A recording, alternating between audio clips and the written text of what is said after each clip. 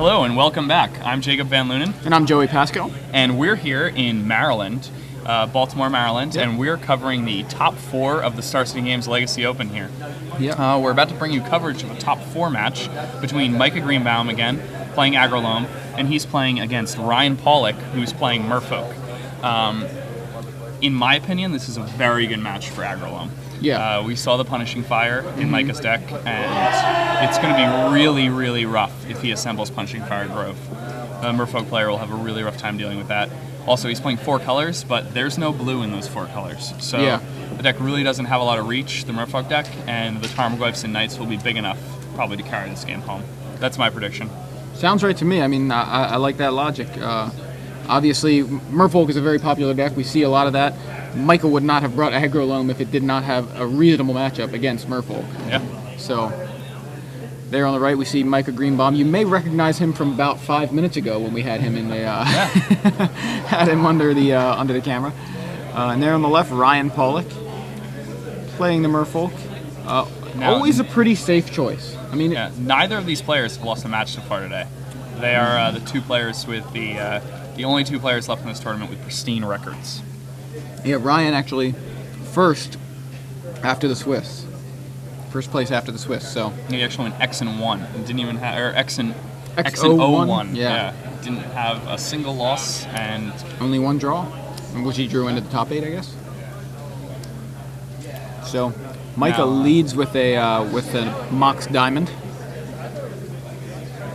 Now, this is a very dangerous start for Ryan. If Micah has a Dark Confidant here, Ryan should be in a lot of trouble. Micah gets a Forest off of the Windswept Heath. Micah knows that Ryan's deck is packed full of Wastelands, and he wants to make sure that Ryan can't put him off his blanks. Yeah. And it looks like turn 1 Dark Confidant from Micah Greenbaum. That is very good. It's brutal, and Mox Diamond doesn't require you to exile the land. It actually just makes you discard it. So you can just get that land right back with Life from the Loam. Life from the Loam, Knights of the Reliquary also just get that little extra boost. Michael will drop a 17. He reveals the Devastating Dreams. For those of you who weren't watching the last match, Devastating Dreams is a sorcery from Torment. It costs red, and you discard X cards from your hand, and then each player has to sacrifice X lands, and it deals X damage to each creature. So Ryan did lead on about one of the better turn 1 plays for a Merfolk player, Aether Vial, but for Micah to have an active Dark Confidant is going to really make it an uphill battle for Ryan. And here we see, looks like Life from the Loam. And that's going to return both of these lands if it resolves. And Micah's going to get to replay this fetch land. Yep. Windswept Heath back on the table. Passes the turn. So Bob is not only drawing him cards, but he's also bringing the beats. And what's really scary for Ryan is that if Mike actually gets to resolve that Devastating Dreams, which is difficult in this matchup, especially considering Ryan knows he has it. Yeah, he's going to have tons of cards because of that Loam engine. Ryan can at least play around it a bit, knowing that it's there, not only in his deck, but in his hand. So, Mox Diamond off of Bob. Nice, friendly little gift there. And that's no pain. That's another really nice card for him to get. He's already producing tons of card advantage with this Loam, and the card advantage he's producing is in the form of lands, which he can just discard, so that Mox Diamond is going to accelerate him a lot. Yeah, nice bit of acceleration from Micah. He's got access to at least 5 mana this turn if he wants to play a land here, and he does.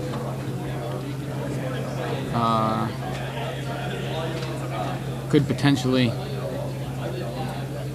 go for a Devastating Dreams right here if he wanted, but I don't know if that's. Ooh, but he has a Knight. He wants Knight of the Reliquary. Far more dangerous. Yeah. And does that Knight resolve? Does it stick?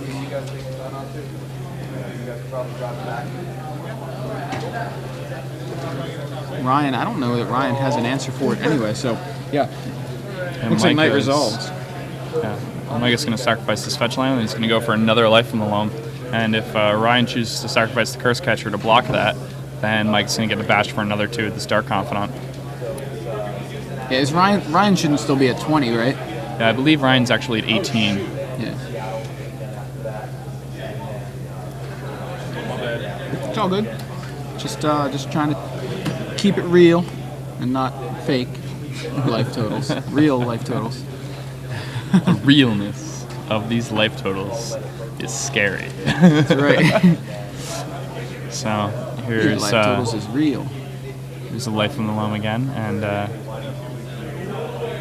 I'm interested to see if he doesn't go for it. That would be very interesting, but I can't imagine he didn't go for it. Okay. No. Another curse catcher from Ryan. I mean, the curse catchers at least make it more difficult for Micah to resolve that Devastating Dreams. Yeah, and the Devastating Dreams is also a really scary card to play against people who have counterspells, because you have to discard the cards as an additional cost. Wow, yeah, so you just lose those no matter whether it resolves or not, and that is pretty scary. Yeah, and one of the things is about Aggro Loam is Aggro Loam beats control decks by outcarding them with cards like Loam. It beats creature decks with haymakers like Devastating Dreams, but Merfolk happens to be a creature deck with counterspells. Yeah. Which makes a card like Devastating Dreams kind of strange and awkward. Right. But the general strategy of Aggro Loam will allow him to pull ahead here. I actually haven't seen a Seismic Assault out of Micah's deck, so maybe he just doesn't even have that. Yeah, I mean, we don't He's have not the getting lists a lot here. of red, and it's definitely a sign that he doesn't even have that in his deck. So Ryan adds a Wasteland to the board. And, Wasteland not very good against the Aggro Loam deck. no, it's just going to be a colorless land, I think, for Ryan for this game. This And match, really. Forgotten Cave, that will presumably cantrip for Micah. And now that Micah has the cycling land with the Life from the Loam, things can get really out of hand for him, card advantage-wise. So he's going to cycle this Forgotten Cave and draw a card.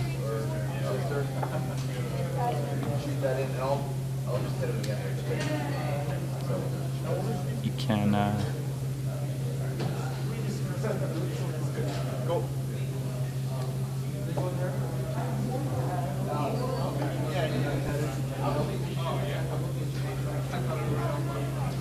I'm interested to see whether or not he decides he's going to attack with this knight, or if he wants to use the activated ability. Yeah. Does not have Maze of Ith available to kind of do both. But, Yeah, and the Punishing Fire, if that gets dredged, he can just return it back to his hand. So yeah, not really that big of a deal. So it looks like he's attacking. yeah, so this Knight of the Reliquary is going to come in. And Ryan's going to tank for a little bit, because the knight's only a 5/5, and has access to being a 6/6 because of the Wooded Foothills. Yep, and there he goes. 6/6 knight.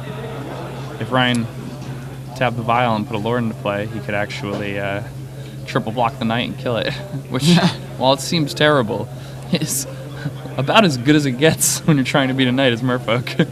Yeah, he doesn't really have any other better answers for something like that. Unless he has Sowers, which I'm not sure Yeah, that's right. And but if he does, I mean, probably more likely to be sideboard cards than main deck. Yeah, it's Something. rare for a Merfolk deck to have a Sower main, and usually if it does, it's a one-of. Right.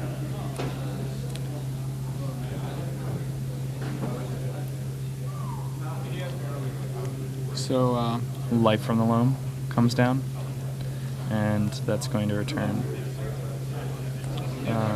Ooh, what?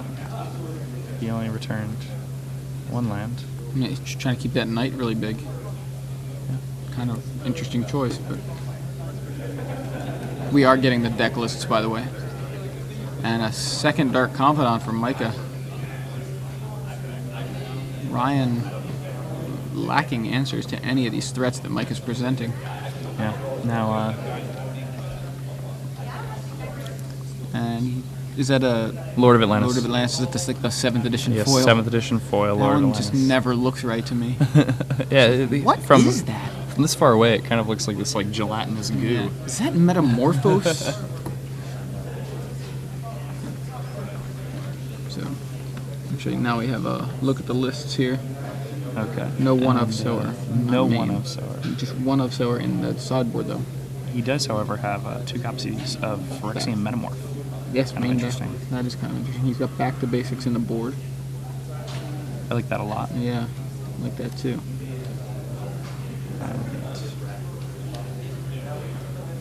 I'm interested to see what Ryan's line of play is here, because I think if he starts to play a lot of guys, he gets another Lord. Yeah, that's and that Mirror puts him out of Rejury. range. Ooh, and another plays a one. second Mirror Rejury, tapping down a Dark Confidant. Lots of Lords out there. 3 Lords in play right now for Ryan. These are all 4/4s. This is Volth damage. That's a lot. Now, if Ryan has a counterspell for the Devastating Dreams that's about to come down, then he's going to be in great shape. Yeah, seriously.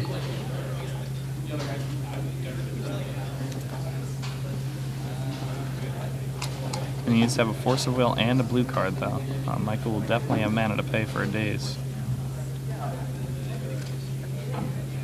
So, chump block with Bob, number 2. Yeah. And take 8. It's going to take 8, and this will drop him down to 7. Ryan knows that Devastating Dreams is there, so there's a Cycled Forgotten Cave. Yeah, now I'm surprised that Cycled Forgotten Cave did not dredge a Life of the Loam.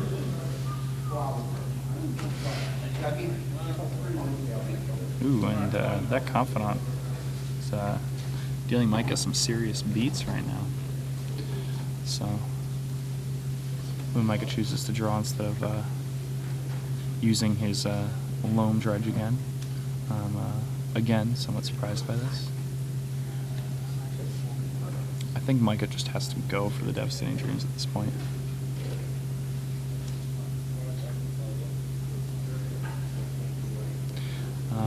There are a few things that he could try to do, but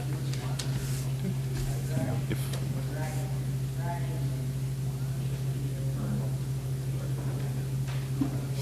alright, so yeah, if he had dredged the Loam, then he would have been able to go to up to enough cards where he could Devastating Dreams and still have a hand, but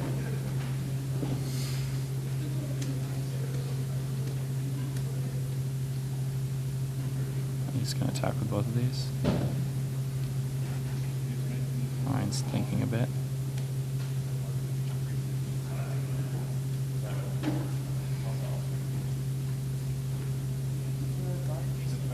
Yeah, I don't see Seismic Assault in the list, by the way. Taking a look at Micah's list here, no Seismic Assault. Not easy to see there on the screen, but... And now, I'm surprised he chose to attack before going for the Devastating Dreams.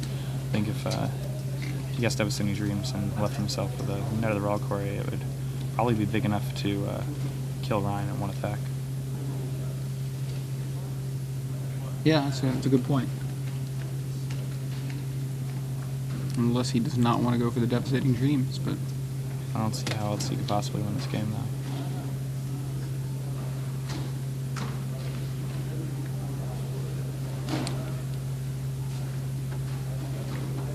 And, I mean, it's not likely that Ryan has a force. I mean, he had many, many good force targets already in this game. Right. So, I mean, it's also unlikely that he has a blue card to go with it, considering how much he's dumped on the table right now. Yeah, does he have exactly 2 cards in hand? Or... I mean, he just dumped a ton of guys on the table just last turn, so I can't imagine he has many cards in hand. Yeah. So, double block the with the Rejuries on the Knight of the Reliquary. Okay. And, Micah's going to be kicking himself now that he chose to play this hand this way. So now he won't have the Knight post Dreams.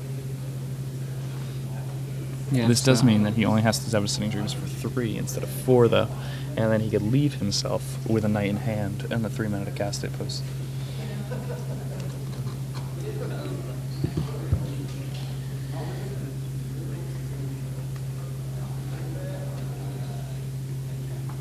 Alright, so Micah marks Ryan down to 10 life, and here comes Devastating Dreams.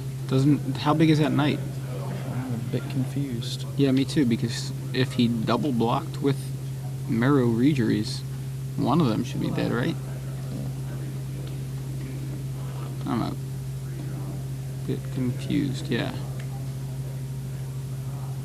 Is Devastating Dreams an instant?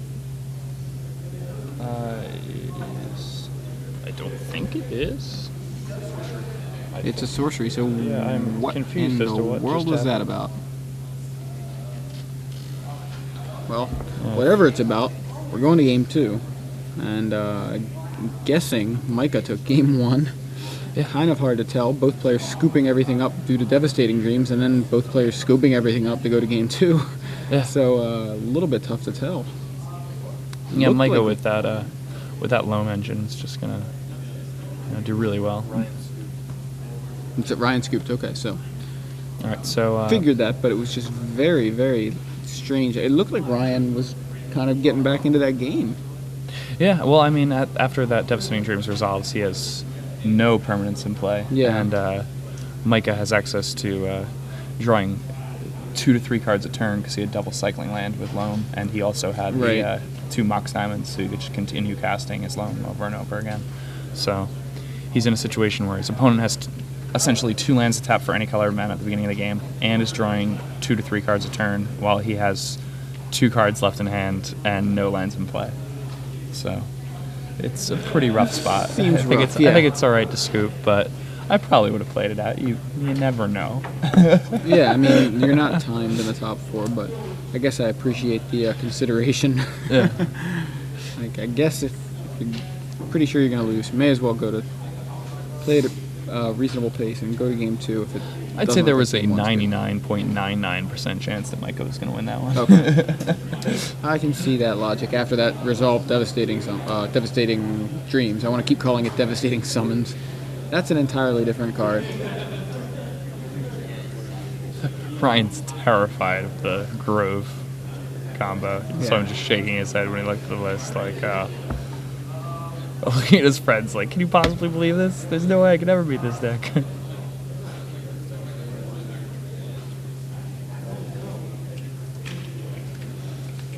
So, we are actually about to give away 6 months of 6 free months premium. of premium. So I've got a question for you guys, and if you haven't done this before, what we do, we'll ask you a question. You send us your answer on Twitter, your answer and your Star City Games username. Make sure to include both. You send that to @SCGLive with the hashtag SCGPremium.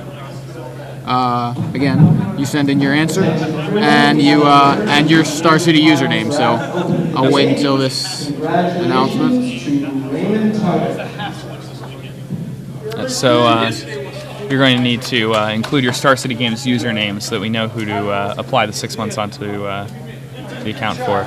Now, something that's pretty cool, it's June 26th today, so 6 months from today, it's the day after Christmas. Yeah. Which means that, if you've enjoyed Premium, you can just ask for Premium for Christmas after these 6 months. There you go. And then, You're all set. you can just continue on with your way. That's right. All the way. That's up right. to, You'll have Premium until Christmas. We're giving you like a pre-Christmas present. That's right. So if you know the answer to this question, All right, you guys ready? The question is, okay. Well, the first question was about who won the Star City Open in Baltimore, and that was Ali Antrazi. yep, Ali was playing an interesting deck in Legacy as well. yeah. What card was Ali Antrazi using to go infinite and take infinite turns in his Turboland Legacy deck? Yeah, and there were a few cards involved in taking infinite turns, but we're asking which What specific card one says card. take an extra turn Right. and allowed him to go infinite.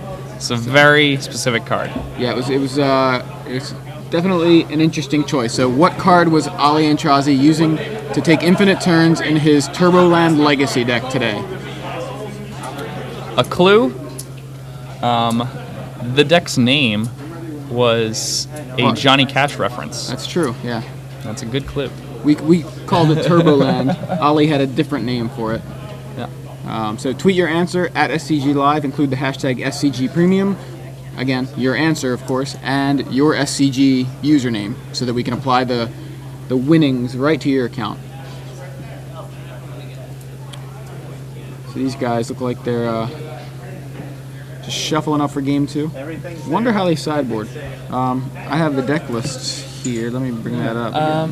I mean, if Micah's Aggro Loam, I imagine he has a common card in their sideboard would be like Red Elemental Blast or Pyroblast. Right, we already saw him digging through those. Okay, yeah. So Okay, let's look at Micah's sideboard. He's got Choke, not relevant. Leyline of the Void, not relevant. Retribution of the Meek. I don't even remember what that does.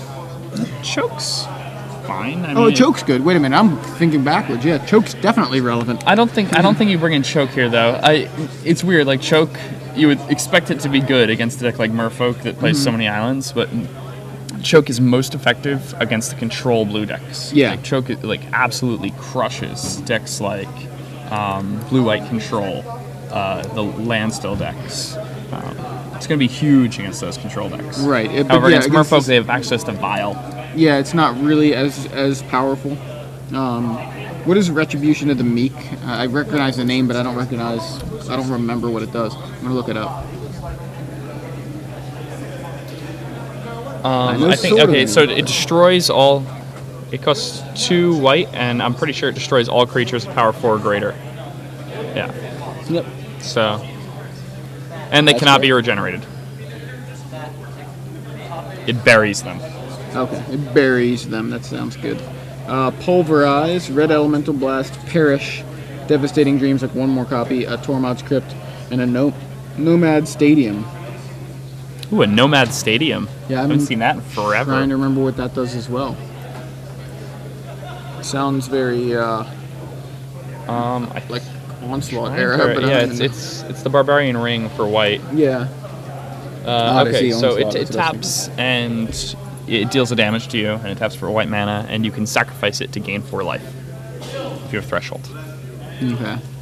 That Yeah. may not seem good, but Aggro Loam is a deck that can acquire Threshold very quickly if it wants Yeah. to, and because it's capable of just chaining lands in and out of play so quickly against red decks, you can just gain 4 life a turn with it, and that makes it really hard to burn you out.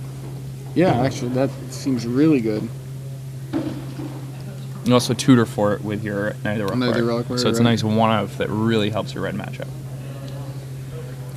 Looking at the Merfolk list, he does have 1 Sower and 2 Back to Basics. Could be spicy. The Sower will be really good here. It's also The got back to basics will Submerge. be huge. Submerge, Also huge in this type of matchup. pretty big, yeah. He's got Chalice of the Void, Lawan, Umezawa's Chite, and Dismember. Could Do we bring know in, how many copies of Punishing Fire Micah has in his deck? Can we look at I can find out. that? Okay. Is Just 2. Just 2. Okay. Yeah. Well, yeah. If he draws a single one of those, I can't envision a world where Ryan could win the match. Yeah, it's really rough. And even back to basics, while strong against Micah's deck, Micah does have basics. He does know how to fetch his basics to dodge cards like Wasteland. And he also is capable of just playing cards like Mox Diamond and dodging it entirely.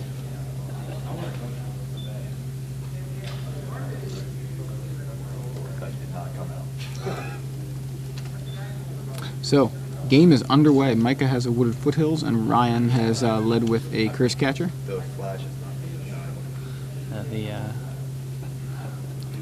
Wasteland for Ryan.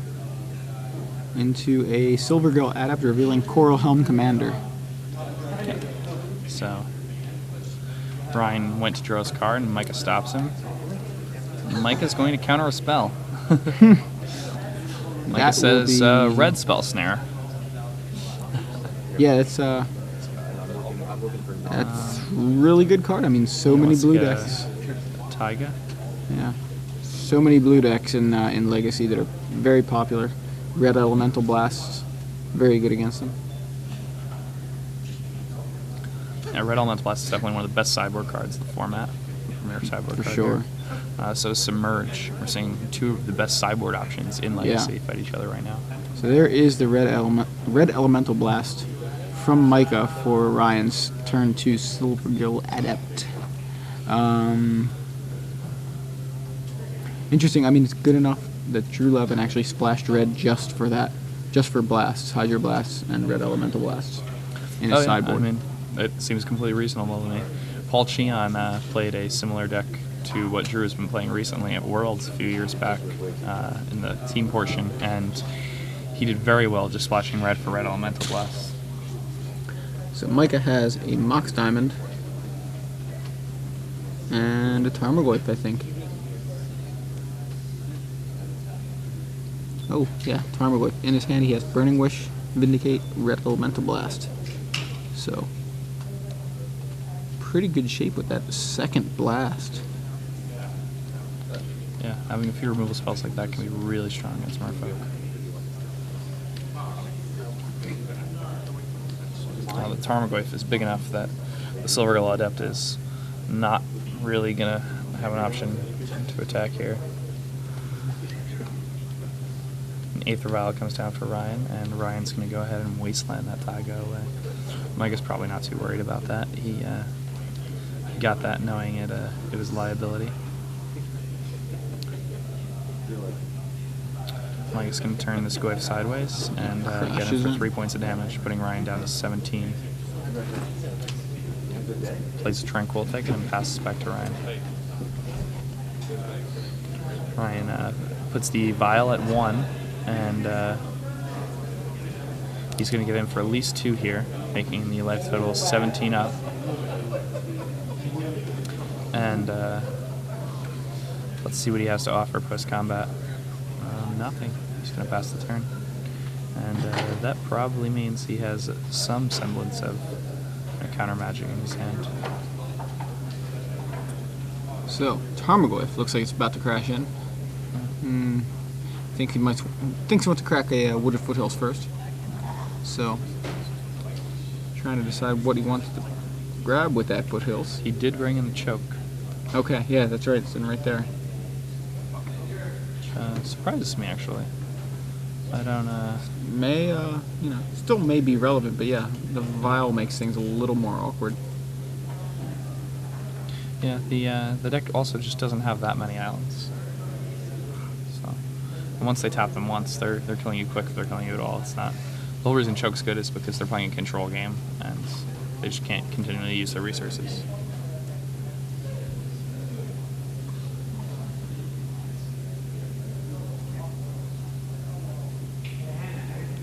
And taps 3 for Vindicate on the Aether Vial.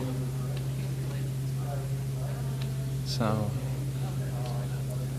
Ryan if this resolves, Ryan's going to be hindered a great deal, and his resources will be all but over.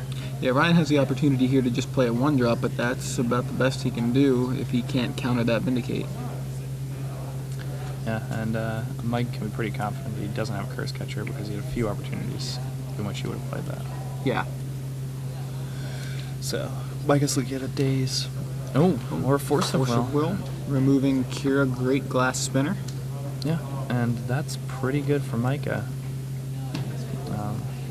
Getting a Force of Will out of Ryan's hand is really strong when you're playing a deck that has access to haymakers in the creature matchup, like Devastating Dreams. And he will have access to Devastating Dreams if he wants it, because he does have a Burning Wish in his hand.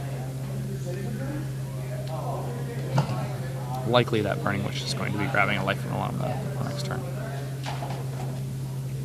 Seems like Micah has a really good plan right now. Nice, kind of clear lines of play. Ryan uses the Vial to pop a Coral Helm Commander into play and level it with his island after attacking in with the Silvergill Adept. And Micah's going to go ahead and cycle a Forgotten Cave.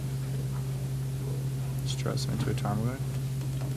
He attacks for another 3, dropping Ryan down to 9. Oh no, it's 4 now.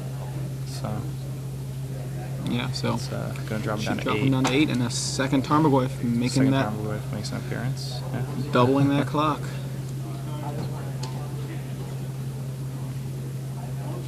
Making things really awkward for Ryan because obviously he does not want to be blocking. He wants to be attacking. It's hard when your opponent's guys are larger. Yeah. And he has to Force of Will, removing Submerge. Yeah. Seems, That's surprising to me. I think Submerge is valuable enough to just I mean, I guess Micah doesn't currently control a forest, so that Submerge is not free. Oh, yeah, the Tranquil Thicket. Yeah, Ryan Oh, wastelanded. Micah has intentionally not gotten forest after that Taiga, right? Yeah, I That's think pretty so. interesting. It is. It's tight play. Right, I mean, So sick. If it was intentional, that's a really tight play, yeah. Ryan wastelanded that Taiga, and now that Micah stranded the Submerge in his hand, so he has to use it to remove, use it to force the second Tarmogoyf, rather than using it to just put the Tarmogoyf on top. Especially good when you can Submerge in response to somebody's fetch land activation. Make them shuffle away their creature. Micah's going to attack Ryan for another 4 here. Creature, instant, land, sorcery. Lord of Atlantis gets in the way of that Tarmogoyf.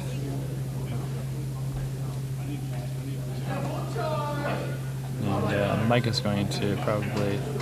Oh, he's going to cycle this first. Cycle of Forgotten Cave. Micah's actually playing really well. He clearly has some experience with this deck. And Red Elemental Blast targets that Coral Helm Commander for Ryan and knocks that away from the board. Puts that in the graveyard. Ryan now left with Aether Vial and Silvergill Adept and 2 islands. Micah has Mox Diamond, Tarmogoyf, Plateau, and Tranquil Thicket.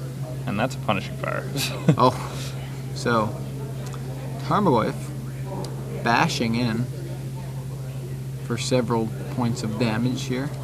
It's going to drop Ryan down to 3. Yeah.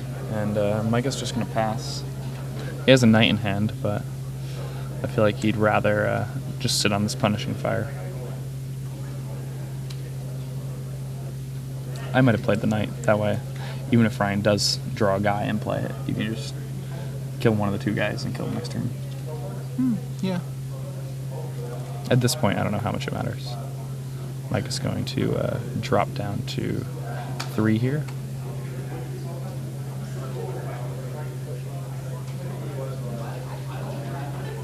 And Ryan's going to go ahead and Drops a Curse Catcher into play.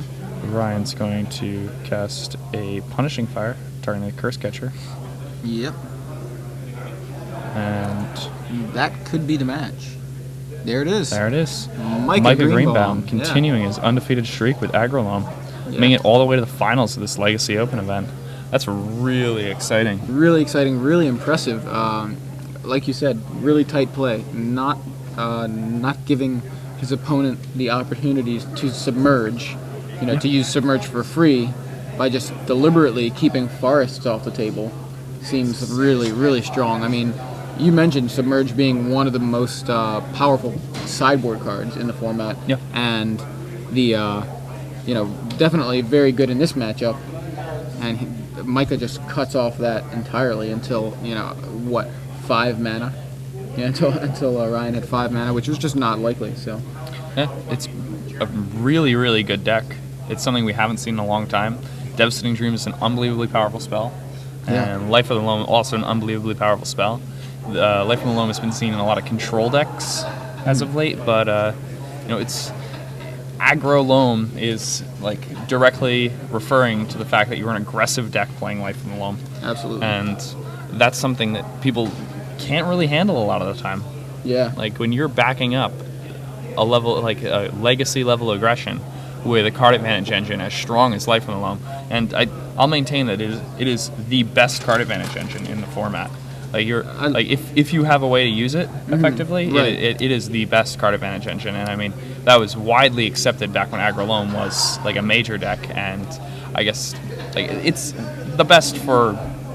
I guess that's kind of an intense statement because Jace is almost certainly a better card. Yeah. But as far as pure card advantage goes, like Jace is not as good at creating card advantage as Life of the Loam. Okay. Jace is better as a card because it not only is it a card advantage engine, but it can also like bounce creatures and kill Right, it's got opponents. a lot of versatility besides drawing cards. Besides brainstorming every turn, it could also bounce a guy or fate And seal you. Loam is just an Ancestral Recall every turn. Yeah, that's all. Not not that good. But you also have to pay the 2 mana return, so Right. it ties you up. So we have a winner for 6 months of free Star City Games Premium. Magic Power 9, congratulations. Joshua Yeri on Twitter, or Magic Power 9 is his Twitter name. Congratulations, you win 6 months of Star City Games Premium. For the answer, what was the card that Ali Anchazi was using to take infinite turns in his Turboland Legacy deck this morning? And that was Walk the Eons. The take an extra turn with buyback. And with that much mana, you take an extra turn with buyback, just do it every turn. So I think Ali called the deck Walk the Line. So that, Ali, we don't know what the story was. I don't know if he dropped after his second loss or what, just wanted to take it easy. Figured he couldn't top 8, but did actually see him shortly after we were talking about having not seen them for most of the day. I did see him walking around, so he was here until, I guess, fairly recently. But would love to see one of his articles. I know he writes for Star City, so we may be able to see a deck list from him and maybe some more thoughts on it and maybe some updates on the deck. I know he's excited to brew Standard, so we're certainly going to see some sort of definitely going to keep in touch with him as far as new Yeah. Standard testing goes. Likely. Magic Power 9 actually helped us earlier. Yeah, He gave us sent a message. some sort of answer. I recognize the Yeah. username. I can't remember. I what don't the remember topic what it was in particular, but I do remember you helped us out earlier. So, Yeah, so cool. definitely, yeah. Karma, what goes around. Absolutely. Nice guy, getting free premium now. Yeah. Gets free premium until the day after Christmas. you Yeah, know? I mean- and then you're going to be so disappointed about losing your premium after Christmas, but you have all these presents to make it cheer you up. Right. And because you have all these presents, you just got bought all these new clothes and stuff. Now you have all these expenses that you don't have to worry about because you just got all this free stuff. You just so buy some premium, right? Buy some premium. Right, you Just Christmas extend money. it, Auntie Sally just gives you $30, and there's your premium. Whoever Auntie Sally stuff. is. So we're gonna find out. Do we know anything about the updates from the other matches? We're gonna find that out. Okay. So We're about to bring you guys coverage of the other semifinal match that's going on right now. This has been a great day, though. We've had a lot of interesting decks. We have what is one of the most interesting decks in the finals right now.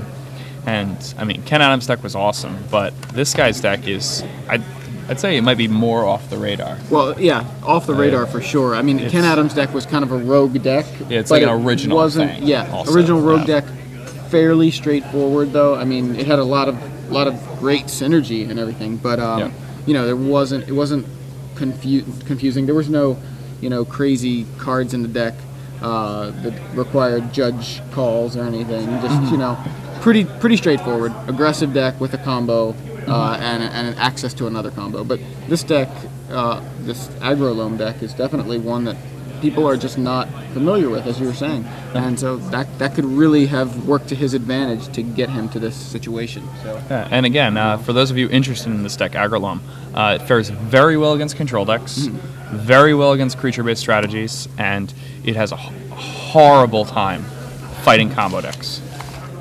That's one of the most difficult things for him. So if he's fighting Reanimator in the finals, he's going to have some trouble. Looking, But trying to I get don't some know. info here.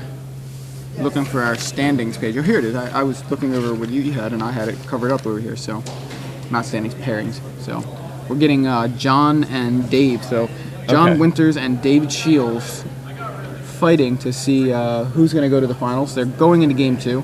We're right in game now. 2 right now, so we didn't miss much. We only missed one game. Now this matchup is Stoneblade versus Blue-White Landstill. So two very similar decks, the difference being just the Stoneforge Mystic Batterskull package.